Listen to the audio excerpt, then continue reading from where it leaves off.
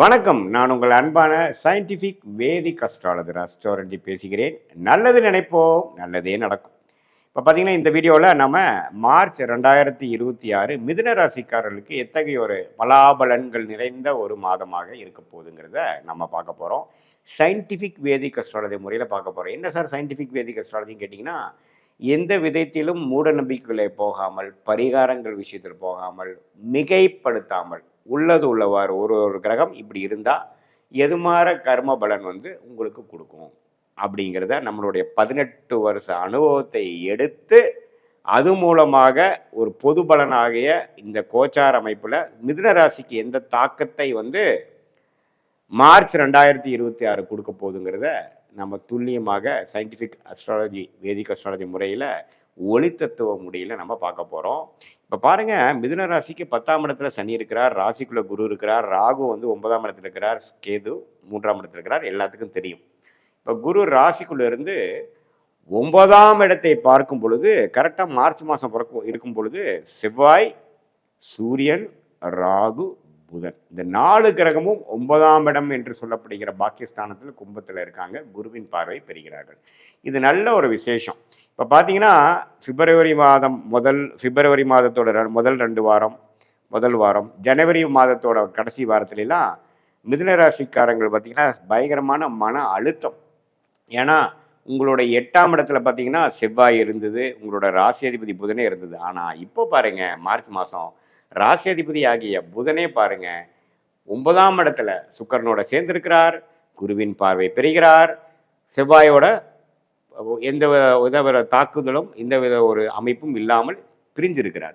So இதை நம்ம ஒரு நல்ல அமைப்பு. மார்ச் மாதம் நல்லாவே நீங்கள் முன்னேறக்கூடிய அமைப்பு, நல்ல கிளாரிட்டி கிடைக்கக்கூடிய அமைப்பு, அடுத்தடுத்த விஷயங்கள் நீங்கள் போகக்கூடிய அமைப்பு. மாணவர்களாக இருந்தாலும் சரி, படிப்பு முடித்து வேலைக்கு போகணுன்னு ட்ரை பண்ணிட்டு இருக்கிறவங்களா இருந்தாலும் சரி, வேலை போய் ஒரு 3 வருஷம் ஆச்சு ப்ரொமோஷனுக்கு வெயிட் பண்ணிட்டு இருக்குங்கிறவங்களா இருந்தாலும் சரி, வெளிநாடு வாய்ப்புகளை எதிர்பார்ப்புகிறவங்களா இருந்தாலும் சரி, உத்தியோகஸ்தர்களாக இருந்தாலும் சரி, பெரிய முதலீட்டாளர்களாக வியாபாரிகளாக இருந்தாலும் சரி, சீனியர் சிட்டிசனாக இருந்தாலும் 9ஆம் இடத்துல இருக்கக்கூடிய இந்த 4 கிரகம் குருவின் பார்வை பெற்றிருக்கிறது மிதுன ராசிக்கு ஒரு அற்புதமான ஒரு மாதமாக இருக்குது. அதே சமயத்தில் மார்ச் 15ஆம் தேதிக்கு மேலே சூரியனே 10ஆம் இடத்துக்கு போகிறார், சுக்கிரன் 10ஆம் இடத்துல இருக்கிறார், சனியும் 10ஆம் இடத்துல இருக்கிறார்.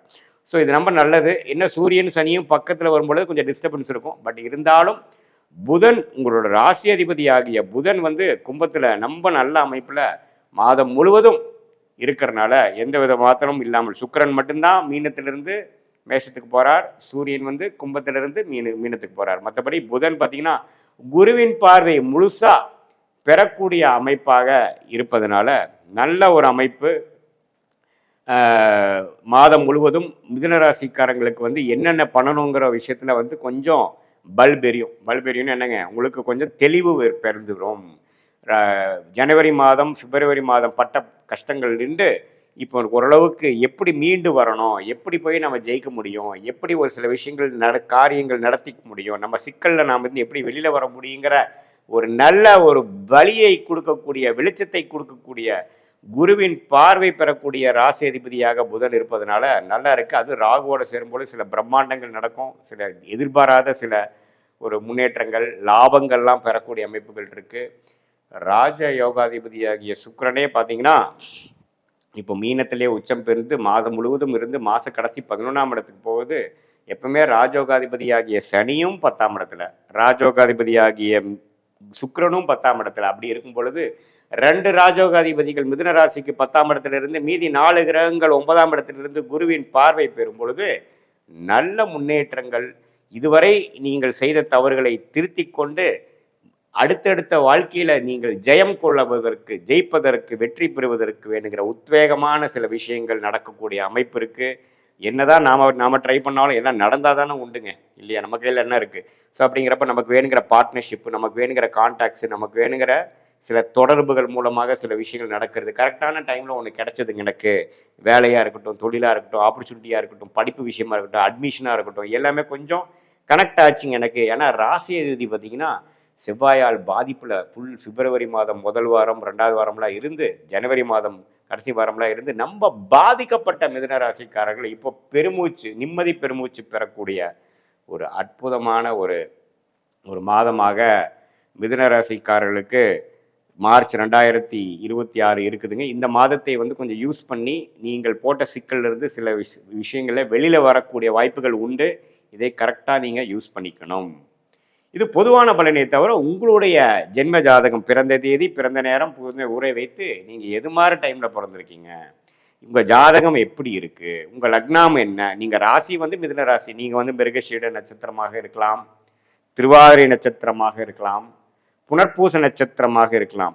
பட் உங்கள் லக்னம் என்ன அப்படிங்கிறத வைத்து அந்த லக்னாதிபதி எந்த அளவுக்கு பலமாக இருக்கிறார் உங்கள் ஜாதகத்தில், என்ன தசை நடக்குது, என்ன புக்தி நடக்குது, இதெல்லாம் வைத்து உங்கள் தசநாதனும் புக்திநாதனும் எந்த அளவுக்கு இப்போ கோச்சாரம் நாம பேசணும் பார்த்தீங்களா மிதுன ராசிக்கு, அதில் கோச்சாரத்தில் எந்த அளவுக்கு நன்றாக இருக்கிறாருங்களெல்லாம் ஒருங்கிணைத்து சேர்த்து வைத்து நம்ம பார்க்கும் பொழுது உண்மையுமே துல்லியமான பலன்கள் எடுத்து அடுத்த வரக்கூடிய ஷார்ட் டேர்ம் எப்படி இருக்க போகுது உங்கள் லைஃப்பில், ஒரு 2 மாதம் 3 மாதம் 6 மாதத்துக்குள்ளே எப்படி இருக்குது, அடுத்த வரக்கூடிய long term 1 year 2 year 3 year pattern எப்படி உங்களுக்கு வாழ்க்கையில் வந்து ஓப்பன் அப் ஆகுது, எந்த பிராப்தங்கள் காத்திருக்குது, எந்த பிராப்தங்கள் இல்லை, எந்த சாய்ஸ் எடுக்கலாம், எந்த சாய்ஸ் எடுக்க வேண்டாங்கிற ஒரு கன்ஃபியூஷன் இருந்ததுன்னா சயின்டிஃபிக் வேதிக் அஸ்ட்ராலஜி முறையில் உங்களுடைய தனிப்பட்ட ஜாதகம் எந்த அளவுக்கு இருக்குது, எது மாதிரி அமைப்பில் இருக்குது, இப்போ நான் சொன்ன கோச்சார அமைப்புகள்லாம் எப்படி இருக்குங்கிறதெல்லாம் ஒருங்கிணைத்து பார்க்கும் பொழுது இப்போ நான் சொன்ன நல்ல பலன்கள் உங்களுக்கு நல்ல தசாபுக்திகள் போய்கொண்டு இருக்கும் பொழுது இன்னுமே அதிகமான பலன்களாகவும், இல்லை சுமாரான தசாபுக்திகள் தான் உங்கள் லக்னத்துக்கு போய் கொண்டு இருக்கிறதா இருந்தால் நான் சொன்ன சில நல்ல பலன்கள் கொஞ்சம் குறைவாகவும் இருக்கிற மாதிரி நீங்கள் எடுத்துக்கணும். ஏன்னா இது வந்து ஒரு கோச்சாரத்தில் மிதுன ராசிக்காரர்களுக்கு வந்து சொல்லப்படுகிற ஒரு பொதுவான பலன். உங்களுடைய ஜென்ம ஜாதகத்தில் உங்கள் லக்னம் எப்படி இருக்குது அதை வைத்து தசாபுக்தி வச்சு தான் துல்லியமான பலன் எடுக்க முடியும். இது மூலமாக பார்த்தீங்கன்னா உங்களுடைய சாய்ஸஸ், நீங்கள் எப்போ வெளிநாடு போவீங்க, உங்களுக்கு வெளிநாடு வாய்ப்பு இருக்கா, அரசு வேலையா, கார்பரேட்டா, ப்ரைவேட்டா, தொழிலா, எது மாதிரி ஹையர் ஸ்டடீஸ் பண்ணலாம், மேரேஜ் எப்போ, குழந்தை பேர் எதிர்பார்க்குறவங்களுக்கு குழந்தை எப்போ அப்படிங்கிறது எல்லாமே ஓரளவுக்கு நமக்கு கிளாரிட்டியோடு தெரியும் பொழுது மன உளைச்சல் படாமல், அவதிப்படாமல், பண விரயங்கள் செய்யாமல், சமய விரயங்கள் செய்யாமல், தக்க நேரத்தில் தக்க விஷயத்தை அந்தந்த நேரத்தில் செய்யும் பொழுது எந்த நமக்கு பொட்டென்ஷியல் இருக்கோ, நம்மளுடைய லைஃப் பொட்டென்ஷியல் என்னவோ, நமக்கு எந்த அளவுக்கு நம்மளுடைய வாழ்க்கையில வெற்றி பெறக்கூடிய தகுதி நமக்கு இருக்கோ அந்த தகுதியை எந்த விதத்திலையும் விட்டு கொடுக்காமல் இழக்காமல் நம்ம வாழ்க்கையில் மேலும் மேலும் வந்து ஜெயித்து ஜெயம் பெற்று வாழ்க்கையில் எந்த ஒரு வாய்ப்புகளையும் நழுவ விடாமல் இந்திய வேத ஜோதிட அடிப்படையான சயின்டிஃபிக் வேதிக் அஸ்ட்ராலஜி முறை மூலமாக நாம் வந்து நம்மளுடைய பிராப்தங்களை நம்மளே தெரிந்து கொண்டு நம்ம கர்ம வினைகளை நாமளே தெரிந்து கொண்டு தேவையற்ற டைரக்ஷனில் தேவையற்ற முயற்சிகளை தவிர்த்து எது நடக்க இருக்கிறதோ அது நமக்கு நன்மையாக நடக்கும். எது அப்படிங்கிறத விஷயத்தை தெரிந்து நடந்து கொண்டால் வாழ்க்கையில் எளிதில் வெற்றி பெற முடியும். வணக்கம், நான் உங்கள் அன்பான சயின்டிஃபிக் வேதிக் அஸ்ட்ராலஜர் ஆஸ்ட்ரோ அருண்ஜி பேசுகிறேன். நல்லது நினைப்போம், நல்லதே நடக்கும். இந்த வீடியோவில் நம்ம என்ன பார்க்க போறோம்னா, கடகராசிக்காரர்களுக்கு மார்ச் 2026 எத்தகைய ஒரு மாதமாக பலாபலன்கள் நிறைந்த ஒரு மாதமாக இருக்க போகுதுங்கிறது சயின்டிஃபிக் வேதிக் அஸ்ட்ராலஜி முறையில் எந்த விதத்திலும் மிகைப்படுத்தாமல், பரிகாரங்கள் அது மாதிரி மூட நம்பிக்கையில் போகாமல் உள்ளது உள்ளவாறு எது மாதிரி விஷயங்கள் நடக்க இருக்கிறது, எது மாதிரி விஷயங்கள் நடக்க வாய்ப்பில்லை, எப்படி கொண்டு போகுது நம்மளுடைய வாழ்க்கை, அடுத்த கட்ட பயணங்கள், அடுத்த கட்ட ஸ்டேஜ் எப்படி இருக்க போகுதுங்கிறத இந்திய வேத ஜோதிட அடிப்படையிலான அறிவியல் சார்ந்த சாஸ்திரமான சயின்டிஃபிக் வேதிக் அஸ்ட்ராலஜி முறையில் நம்ம துல்லியமாக பார்க்க போகிறோம். இப்போ பாருங்கள், கடகராசிக்கு வந்து ஆண்டு கிரகமாகிய குரு 12ஆம் இடத்துலேயே இருக்கிறார், சனி 9ஆம் இடத்துல இருக்கிறார், ராகு பாருங்கள் 8ஆம் இடத்துல இருக்கிறார், கேது 2ஆம் இடத்துல இருக்கிறார். இந்த மார்ச் மாதம் என்ன நடக்குதுன்னு பார்த்தீங்கன்னா, சூரியன், ராகு, செவ்வாய், அதே மாதிரி புதன், இந்த 4 கிரகமும் 8ஆம் இடத்துக்குள்ளே போகிறார். நல்ல வேளை குருவின் பார்வையும் பெறுகிறார். சுக்கிரன் பார்த்தீங்கன்னா 9ஆம் இடத்திலும் சனி 9ஆம் இடத்திலும் இருக்கிறார். ஸோ இந்த மாதிரி ஒரு 4 கிரகம், அது குறிப்பாக ராகுவோட சூரியன் சேர்வது நல்லதில்லை. ஸோ அதே மாதிரி செவ்வாயும் சேர்வது நல்லதில்லை. ஸோ இது மாதிரி ஒரு காலகட்டம் வந்து கடகராசிக்காரர்களுக்கு கொஞ்சம் அழுத்தங்களை கொடுக்கக்கூடிய அமைப்பு, மென்டல் ஸ்ட்ரெஸ், ட்ராவலிங்கில் இருக்கிறப்போ கொஞ்சம் நம்ம கேர்ஃபுல்லாக போகக்கூடிய அமைப்பு, கொஞ்சம் கவனம் சிதறினாலும் பிரச்சனை ஆகுங்கிற மாதிரி ஒரு அமைப்பு, இது எல்லாமே கொடுக்கக்கூடிய ஒரு விஷயம்தான் பார்த்தீங்கன்னா இந்த கோச்சார அமைப்பாகிய கடகராசிக்கு 8ஆம் இடத்தில் இருக்கக்கூடிய சூரியன், செவ்வாய், ராகு, புதன். ஸோ அதனால் முதல் 15 நாட்கள் 2 வாரங்கள் கடகராசிக்காரர்கள் கவனம் தேவை. மிகவும் கவனமாக இருக்கணும். நீங்கள் இன்வெஸ்ட் பண்ணுற விஷயமா இருந்தாலும் சரி, ட்ராவலிங் விஷயமா இருந்தாலும் சரி, உங்களுடைய உத்தியோகம், படிப்பு, வேலை, தொழில் எந்த ஒரு விஷயத்திலும் கவனமாக இருக்கக்கூடிய அமைப்புகள் இருக்குது. சில இடத்துல வந்து ஃபயர் ஆக்சிடெண்ட் ஆகிறது, சில பிரச்சனைகள் வருது. ஏன்னா கிரகணம் நடக்குகிறது. கிரகணங்கள் வந்து உங்களுக்கு வந்து கொஞ்சம் பிரச்சனைகள் கொடுக்கக்கூடிய அமைப்பு இருக்குது. ஏன்னா உங்களுக்கு வந்து மார்ச் 1ஆம் தேதியே பார்த்தீங்கன்னா சூரியனும் ராகும் பக்கத்தில் இருக்காங்க. என்ன மார்ச் 15ஆம் தேதிக்கு அப்புறம் தான் பார்த்தீங்கன்னா சூரியன் வந்து 9ஆம் இடத்துக்கு போய் பிரச்சனைகள்லேருந்து மீண்டு வருவாங்க. ஸோ அதனால் முதல் 2 வாரம் கவனம் கவனம் கவனம், மிகவும் கவனமாக இருக்க வேண்டிய ஒரு ராசியாக கடகராசிக்காரர்கள் வருது. நீங்கள் பயப்பட வேண்டாம். கொஞ்சம் கவனமாக எல்லா விஷயத்துலையும் சிரத்தையாக இருந்து கொஞ்சம் கன்சர்வேட்டிவாக பொறுமையாக போயிட்டீங்கன்னா பிரச்சனை இல்லை. அதிக ஆசைப்படாமல், அதிக உத்வேகப்படாமல், அதிக புஷ் பண்ணாமல் கொஞ்சம் பொறுமையாக போகக்கூடிய அமைப்புகள் தேவைப்படுகிறது. அப்புறம் உடல் உபாதைகள் சில பேர்த்துக்கு வரலாம். சீனியர் சிட்டிசன்ஸ் பார்த்தீங்கன்னா பாத்ரூம் போகிறப்போ பண்ணுறப்பெல்லாம் கொஞ்சம் கேர்ஃபுல்லாக இருக்கணும். கீழே தண்ணி இருக்குது தெரியாமல் நான் போய் விழுந்துட்டேன், அது மாதிரி ஒரு சின்னதாக ஏமாந்தேன் கொஞ்சம் பிரச்சனை பண்ணி விட்டுருச்சு அப்படிங்கிற மாதிரி சில விஷயங்களை கொடுக்கக்கூடிய அமைப்பு இருக்கிறனால கேர்ஃபுல்லாக இருக்கணும். மற்றபடி மார்ச் 15ஆம் தேதிக்கு அப்புறம் நல்ல அமைப்புகள். சூரியன் விலகிறார், கிரகத்திலிருந்து வெளியில் வரார், ராகுவின் பிடியிலிருந்து வெளியில் வருகிறார், தப்பு இல்லை. அப்பவும் பார்த்தீங்கன்னா செவ்வாய் இன்னுமே ராகுவோட சேர்ந்து இருக்கிறதுனால மாதம் முழுவதும் கொஞ்சம் கவனமாக இருக்கணும். பட் மார்ச் 15க்கு அப்புறம் சில விஷயங்கள் பாசிட்டிவாக இருக்கிறது. இதுதான் நீங்கள் வந்து தொழிலதிபர்களாக இருந்தாலும் சரி, இல்லத்தரசிகளாக இருந்தாலும் சரி, அரசு வேலையில் இருக்கிறவங்களா இருந்தாலும் சரி, மெயினாக அரசு வேலையில் இருக்கிறவங்களாம் பார்த்தீங்கன்னா ரொம்ப கேர்ஃபுல்லாக இருக்கணும். அதாவது உங்கள் மேலே ஒரு கெட்ட பேர் வரக்கூடிய அமைப்போ, ஏதோ உங்கள் மேலே ஒரு மெமோ வர மாதிரியோ, ஒரு கம்ப்ளைண்ட் ஆகிற மாதிரியோ, திடீர்னு ஒரு அரசு பிரச்சனைகள் உங்களுக்கு வந்து சில நேம் ஸ்பாயில் ஆகிற மாதிரியோ, அது மாதிரி விஷயங்களுக்கும் வர வாய்ப்பு இருக்குது. ஸோ அதனால் 2ஆம் வீடாக சூரியன் உங்களுக்கு வருவதனால கொஞ்சம் குடும்பம், தனம், வாக்குஸ்தானத்துலேயும் கேர்ஃபுல்லாக இருக்கும். நீங்கள் பேசுகிற பேச்சு வந்து கொஞ்சம் கரெக்டாக இருக்கா, யாருக்கிட்ட என்ன பேசுகிறோம், கரெக்டாக கம்யூனிகேஷன் பண்ணுறோமா, இமெயில் பண்ணுறப்ப கரெக்டாக பண்ணுறோமா, எல்லாமே கொஞ்சம் தெளிவாக பார்த்துக்கக்கூடிய அமைப்பு இருக்குது. மற்றபடி பார்த்தீங்கன்னா முன்னேற்றங்கள் உண்டு.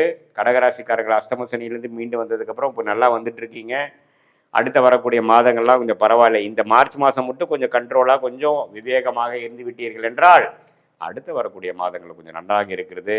இது ஒரு பொதுவான பலனை தவிர உங்களுடைய ஜென்ம ஜாதகத்தில் நீங்கள் பிறந்த தேதி, பிறந்த நேரம், பிறந்த ஊரை வைத்து நீங்கள் எந்த மாதிரி ஜாதகத்தில் பிறந்திருக்கீங்க, என்ன லக்னத்தில் பிறந்தீங்க, என்ன லக்னாதிபதி எப்படி இருக்கிறார், திக்பலம் பெற்றிருக்கிறாரா, எந்த அளவுக்கு தசாபுக்திகள் போய்கிட்டு இருக்கு, இந்த தசநாதரும் புக்திநாதரும் இப்போ நம்ம பேசக்கூடிய கோச்சாரத்தில் எப்படி இருக்கிறாங்க, 8ல் இருக்காங்களா, 9ல் இருக்காங்களா, எப்படி போயிட்டு இருக்குது, ஸ்தானபலம் என்ன, திக்பலம் என்ன, திருக்பலம் என்ன ஜாதகத்தில், இதெல்லாம் சேர்த்து வைத்து பார்க்கும்பொழுது சயின்டிஃபிக் வேதிக் அஸ்ட்ராலஜி முறையில் பார்க்கும்பொழுது துல்லியமான பலன்கள். அடுத்து வரக்கூடிய ஷார்ட் டேர்ம் எப்படி இருக்க போகுது, அடுத்து வரக்கூடிய ஃபியூ மந்த்ஸ் எப்படி இருக்குது, அடுத்து வரக்கூடிய லாங் டேர்ம் ஃபியூ இயர்ஸ் எப்படி இருக்க போகுது, எது மாதிரி திசையில் நம்மளுடைய வாழ்க்கை பயணம் திரும்ப போகிறது, எது நமக்கு பிராப்தம் இருக்குது, எது இல்லைங்கிற மாதிரி விஷயங்கள் தெரிந்து அதுக்கு தகுந்த மாதிரி நீங்கள் திட்டங்களை தீட்டி செயல்படலாம். அதே மாதிரி இப்போ நாம் போயிட்டு இருக்கக்கூடிய உங்கள் தசாபுக்திகள் அடிப்படையில் நல்ல திசையாக யோக திசைகளாக போகும் பொழுது இப்போ நான் சொன்ன தீய பலன்கள் குறைவாகவும், அதே மாதிரி நான் சொன்ன இந்த உங்களுக்கு போயிட்டு இருக்கக்கூடிய தசாபுக்திகள் நன்றாக